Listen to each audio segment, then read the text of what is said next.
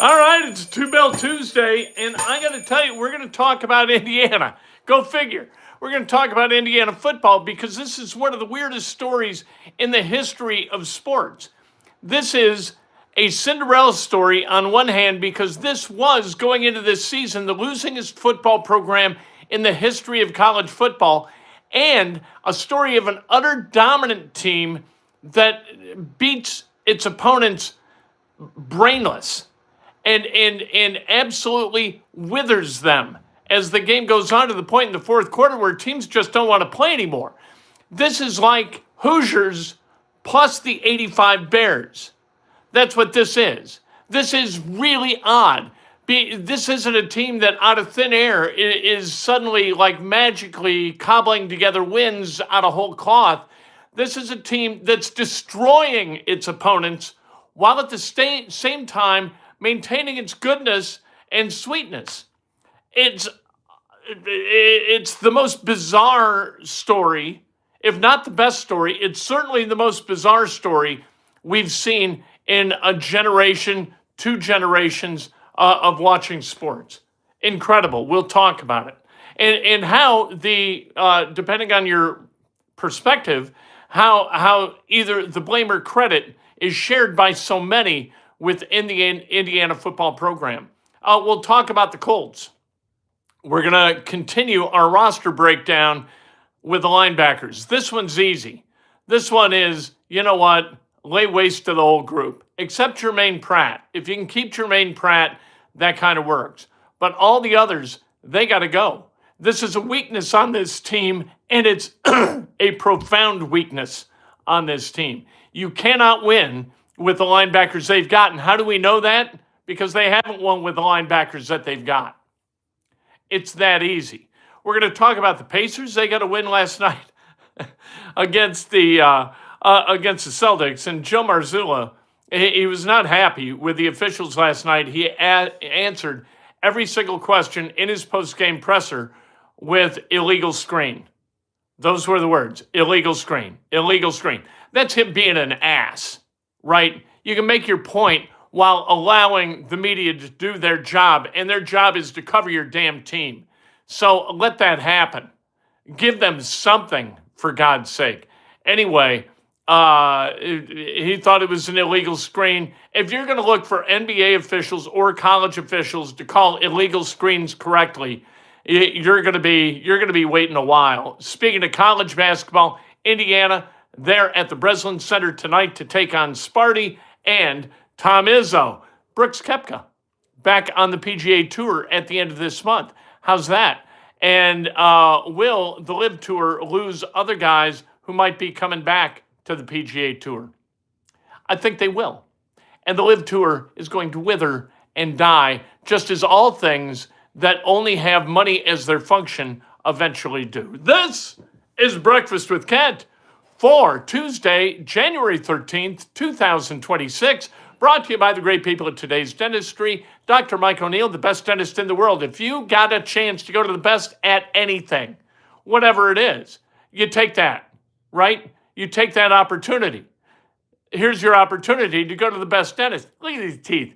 Unbelievable. Great health. My dental care, I am very, very proud of my dental care, and it is headquartered at Dr. Mike O'Neill's office. Give him a call, 317-849-2933. You got a hole in your mouth, he's got a hole in his schedule. Let's go. Become a member today. Membership has its privileges, including the Saturday morning members-only Coffee with Kent, which is a huge success, very, very popular within our membership community, which I am very, very appreciative of. Become a subscriber, and when you become a subscriber, you can win a prize. And our next prize is going to be this. This is unbelievable. This is a very cool gamer jersey. Cost me $150. That's where a lot of the membership money goes, toward that. Some technical upgrades, that kind of thing. We keep sprucing up the channel. It's what we do. But we're going to give that away after the Hoosiers win the national championship. And we're going to give away other swag. Can't wait. Coffee with Ken is worth the price of admission. Andrew, I appreciate that. Nice of you to say. It is. I enjoy it too. Kate, you need to stop telling the Pacers to win. They're doing the opposite. You know what? They need to stop winning. That's for damn sure. And it is so. If I need to say, go ahead and win, is that what we mean? All right, go ahead and win. Let's go. But become a subscriber. You become eligible to win prizes. And then what you need to do is you need to enter. And entering to win a prize is as easy as commenting the phrase that pays and the phrase that pays until Indiana wins the national championship. Go IU. Let's go Hoosiers. Smash that like button. If you want to make a donation, make a donation. No big whoop. But please include a comment or a question that elevates the level of discourse on the channel. All right, let's talk about Indiana University. IU is a great story. It's a great story because of the dichotomy of the story. They are undefeated, they are dominant, and yet they still manage to be sweet and a Cinderella story, which is really, really odd. Yet, like Hoosiers is a great sports movie. Hickory had a great player and a unique coach, right? Jimmy Chitwood was a unique player. When he came back, all the Pistons started firing, right? That's what happened. That was the movie. And they won the state championship despite being a really, really small school. This is, with a last second shot by Jimmy, I'll make it, right? This is a bunch of guys who came together to play for a very unique coach, very Norman Dale-like, and decided that they weren't going to win close games. They were going to beat the living hell out of people and do it every single week. So this is like Hoosiers, 85 Bears, mushed together into this wonderful amalgam that we love.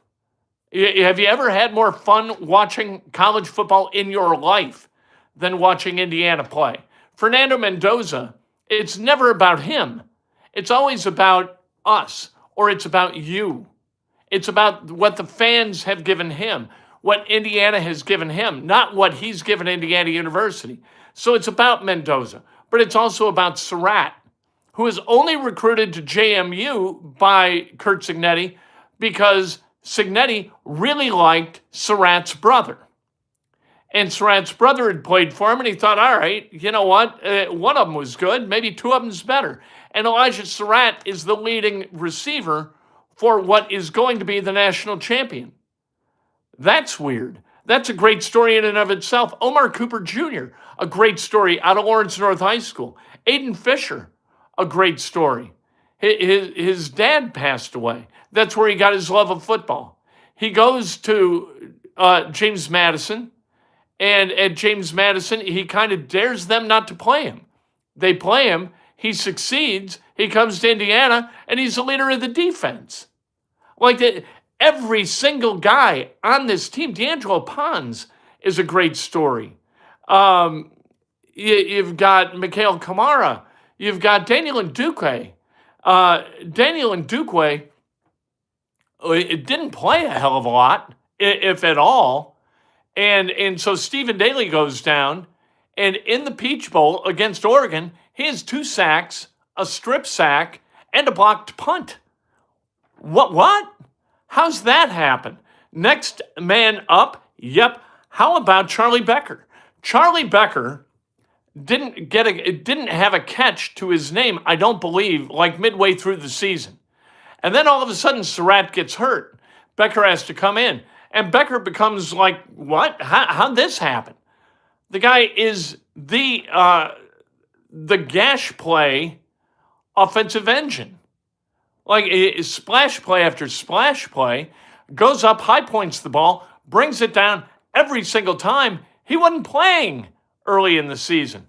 Over and over, this kind of thing. How about Pat Coogan?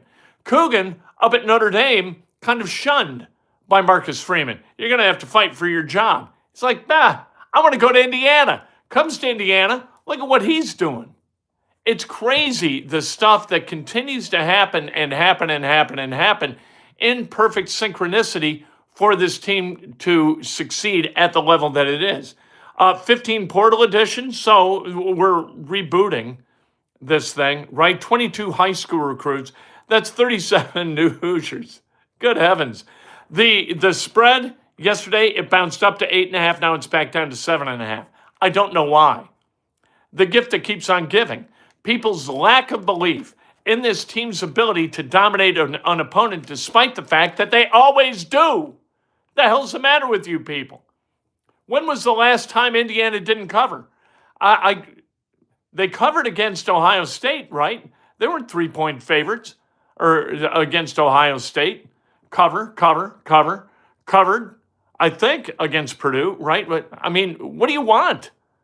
This is, you can put your kid through college on the winnings. If you just keep doubling them, you're going to pay off your house with Indiana football, for God's sake. Indiana did pick up a commitment from A.J. Harris. We know him. He was the corner from Penn State. That's a great pickup. They also got Shaz Preston, who's a wide receiver from Tulane. Awesome. The portal closes Friday, but the outgoing portal for Indiana, or an incoming portal if people are leaving Miami for Indiana, that is going to exist from January 20th through the 24th. There you go.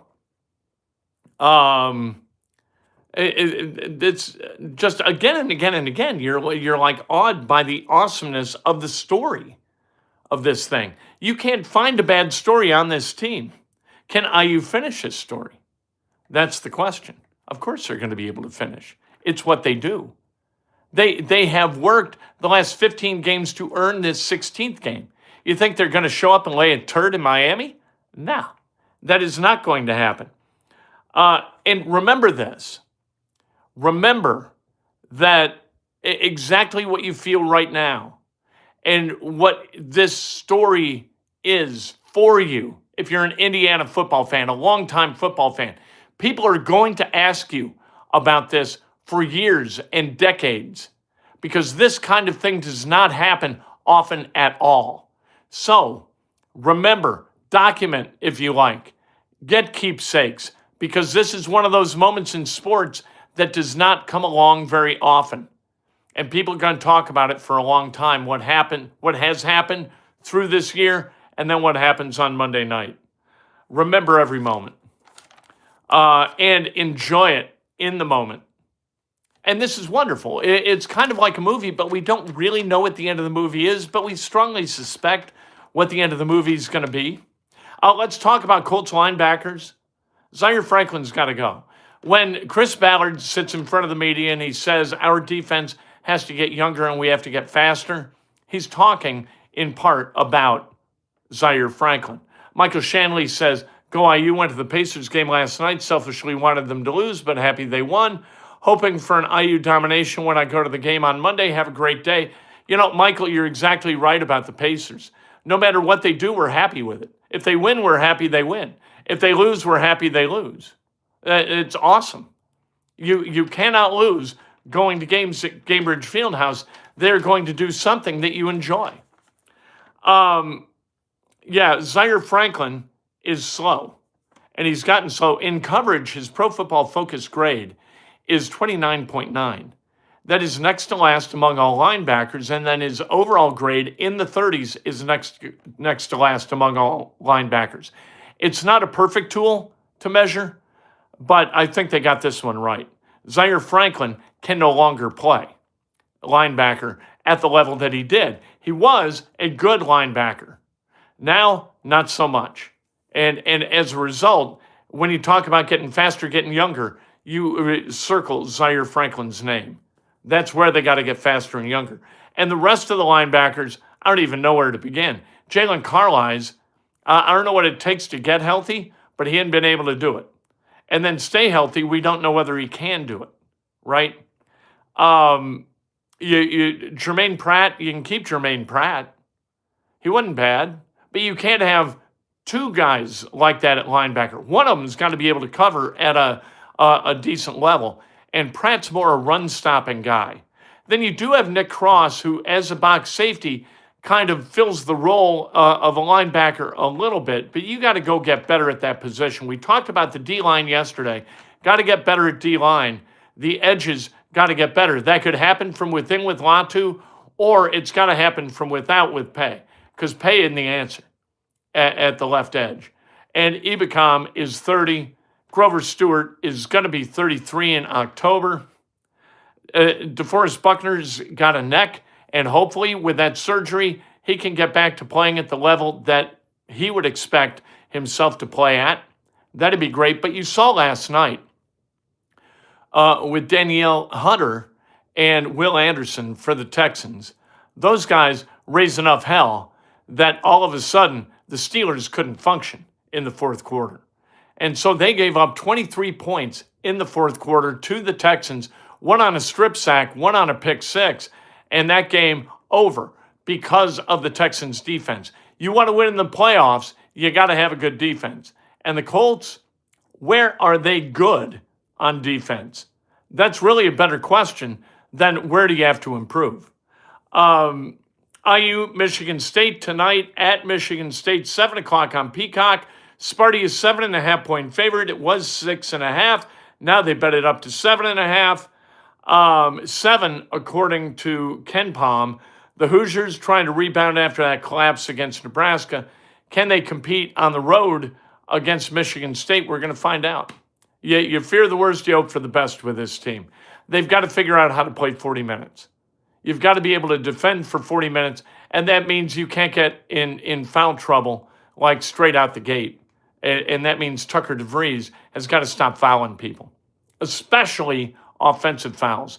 Save your bullets for the defensive end, Tucker.